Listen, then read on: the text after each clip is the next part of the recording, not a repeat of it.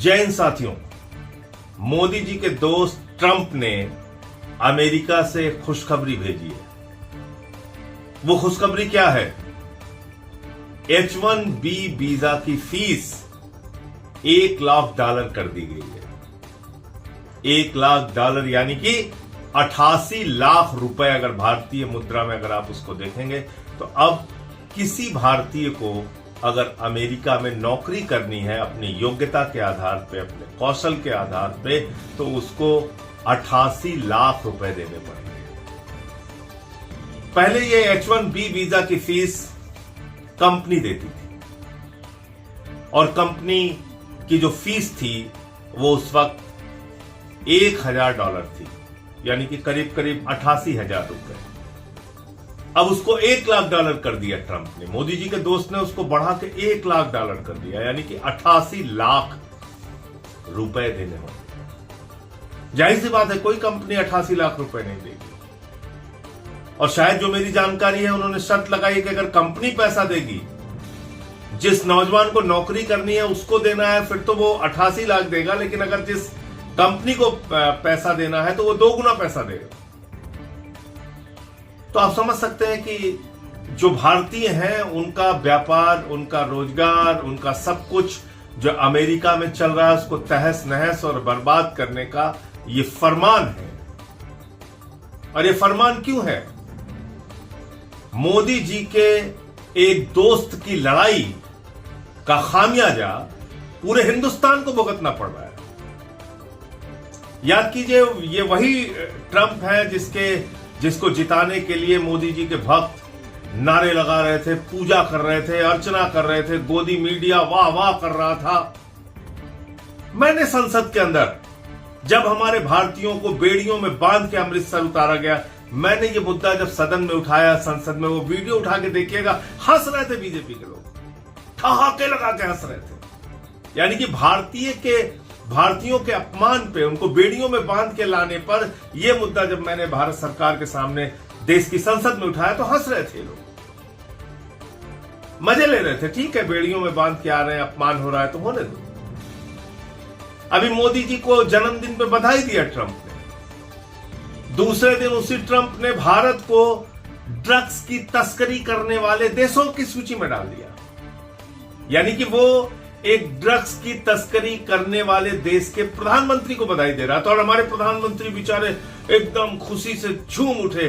उन्होंने तुरंत ट्रंप को मुबारकबाद दिया, बधाई दी, शुभकामनाएं दिया और उन्होंने मुझे जन्मदिन की बधाई दे दी। वाह वाह वाह, सारे टीवी चैनल पे चलने लगा। भारत की प्रतिष्ठा को और कितना गिराओगे मोदी जी? ऑपरेशन सिंदूर के बाद जब हमारे बहनों के माथे के सिंदूर उजाड़े गए थे, उस वक्त भारत की बहादुर सेना पाकिस्तान से लड़ रही थी। आपने अमेरिका के आगे घुटने टेक के सीज फायर करा दिया। सीज फायर का ऐलान ट्रंप ने किया। 40 बार बोल चुका है, आपके मुंह से आवाज नहीं निकलती। बार बार भारत का अपमान, बार बार भारत का अपमान। यूनाइटेड नेशन में पाकिस्तान को एंटी टेररिस्ट कमेटी का चेयरमैन बना दिया गया। अब झूम झूम के उछल के पहुंच गए चीन SCO की बैठक में। वहां भी एंटी टेररिस्ट जो उनकी कमेटी होती है, रैट्स, उसमें